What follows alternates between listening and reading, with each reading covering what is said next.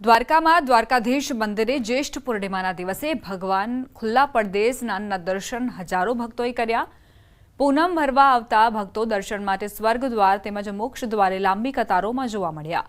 ગોમતી નદીમાં સ્નાન કરી સ્વર્ગદ્વાર 56 સીડીથી ભગવાન દ્વારકાધીશના દર્શન કરવા ભક્તોનું ઘોડાપૂર ઉમટ્યું। હજારોની સંખ્યામાં ભક્તોએ ગોમતી નદીમાં ડૂબકી લગાવી ધન્યતા અનુભવી। ભગવાન દ્વારકાધીશના દર્શન કરવા સ્વર્ગદ્વાર તેમજ મુખ્ય દ્વાર પર ભક્તોની ભારે ભીડ ઉમટી હોય તેવી તસવીરો પણ સામે આવી। પોલીસ તંત્ર દ્વારા અહીં ચુસ્ત બંદોબસ્ત ખડકાયો છે। વૃદ્ધ તેમજ સિનિયર સિટીઝન માટે ભગવાન દ્વારકાધીશના દર્શન કરવા માટે અલગ વ્યવસ્થા કરાઈ।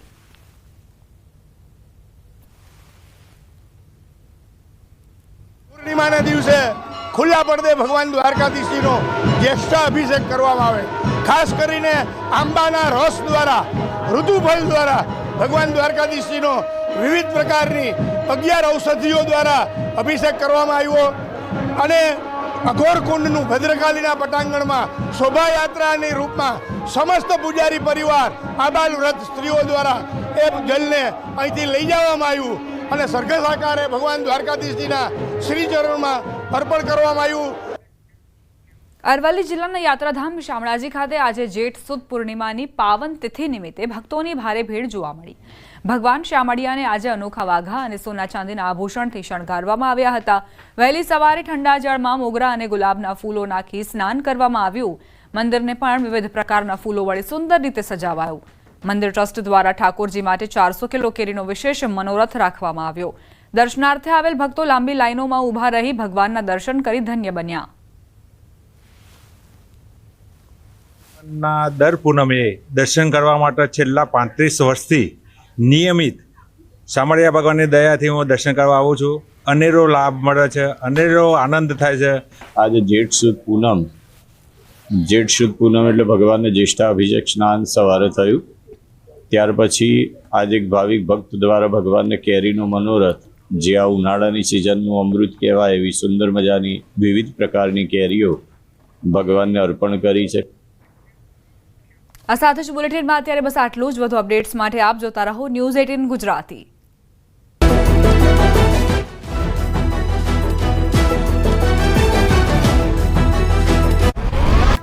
નમસ્કાર, આપ જોઈ રહ્યા છો ન્યૂઝ 18 ગુજરાતી। આપણું ગુજરાત સાથે હું છું સિદ્ધાર્થ ધોળકિયા। ગુજરાતમાં ચોમાસાને લઈને ખુશખબરી, 5 થી 6 દિવસમાં સક્રિય થઈ શકે ચોમાસું। ગુજરાતના ખેડૂતો માટે ચોમાસા લઈને ખુશીના સમાચાર આવ્યા છે। છેલ્લા 14 દિવસથી અટકી ગયેલું ચોમાસું ફરી સક્રિય થઈ ગયું છે। 5-6 દિવસમાં ચોમાસું ફરી સક્રિય થઈ શકે છે। હવામાન વિભાગની આગાહી મુજબ દક્ષિણ ગુજરાતમાં સક્રિય થઈ શકે છે ચોમાસું। 15 જૂન બાદ ચોમાસું ફરી સક્રિય થઈ શકે। હાલ ચોમાસાને આગળ વધવા માટે અનુકૂળ સ્થિતિ છે। 14 જૂન આસપાસ મધ્ય ભારતમાં બેસી શકે છે ચોમાસું।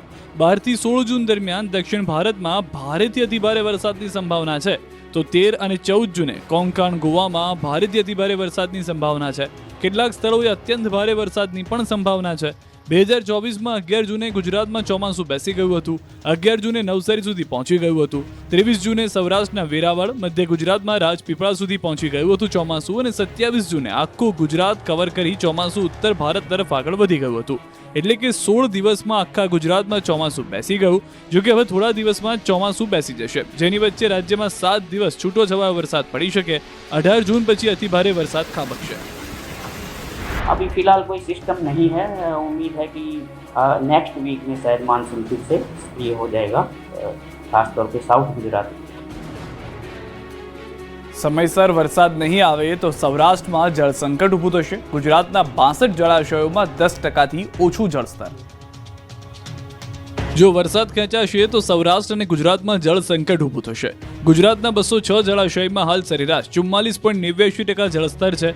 રાજકોટ, મોરબી, જામનગર, દેવભૂમિ, દ્વારકા અને સુરેન્દ્રનગર જિલ્લાના કુલ 81 જળાશયોમાં સરેરાશ 20% પાણીનો જથ્થો ઉપલબ્ધ છે। આ પૈકી 32 જેટલા જળાશયો સંપૂર્ણપણે ખાલી હોવાથી તેના પર આધારિત વિસ્તારોમાં પાણીની સમસ્યા જોવા મળી રહી છે। જો આગામી 15 જૂન સુધીમાં સારો વરસાદ નહીં થાય તો આ સમસ્યા વધુ વિકટ બનવાની સંભાવના છે। ત્યારે કયા ઝોનમાં જળાશયોમાં કેટલું પાણી છે તેની વાત કરીએ તો ઉત્તર ગુજરાતના 15 જળાશયોમાં 29.38% પાણી છે. મધ્ય ગુજરાતના 17 ડેમમાં 44.08%, દક્ષિણ ગુજરાતના 13 ડેમમાં 43.25%, કચ્છના 20 ડેમમાં 27.57%, સૌરાષ્ટ્રના 141 ડેમમાં 28.10% પાણી છે. સરદાર સરોવરમાં 53.4% પાણી છે. ગુજરાતમાં કોરોનાના બ્લાસ્ટ થયો છે. 1000ને પાર કેસ. અમદાવાદમાં 24 કલાકમાં 175 કેસ. રાજ્યમાં કોરોનાનો રીતસરનો બ્લાસ્ટ થયો. ગુજરાતમાં ફરી એકવાર કોરોનાના સંક્રમણે માથું ઉંચક્યું. રાજ્યમાં સંક્રમિતોની સંખ્યા 1100ને પાર પહોંચી. રાજ્યમાં છેલ્લા 24 કલાકમાં 300થી વધુ કેસ નોંધાયા. એમાં પણ અમદાવાદ કોરોનાનું એપી સેન્ટર બની ગયું છે. અમદાવાદમાં 24 કલાકમાં કોરોનાના નવા 175 કેસ નોંધાયા. શહેરમાં કુલ 700 એક્ટિવ કેસ છે. શહેરમાં અત્યાર સુધીમાં કુલ 1091 કેસ નોંધાયા, જ્યારે કોરોનાથી 2 લોકોના મોત પણ નીપજ્યા. તો કોરોનાથી રાજકોટમાં પહેલું મૃત્યુ નોંધાયું છે. સિવિલ હોસ્પિટલમાં સારવાર દરમિયાન 55 વર્ષીય આધેડનું કોરોનાથી મોત થયું. રાજકોટ શહેરમાં 24 કલાકમાં 9 કેસ સાથે કોરોનાના કુલ કેસનો આંકડો 100ને પાર પહોંચ્યો. દેશમાં 6400થી પણ વધુ કોરોનાના એક્ટિવ કેસ છે. ગુજરાતના ગામ ગામ જામ્યો છે ગ્રામ પંચાયતની ચૂંટણીનો જંગ. ફોર્મ ભરતા હવે પ્રચાર યુદ્ધ જામ્યું.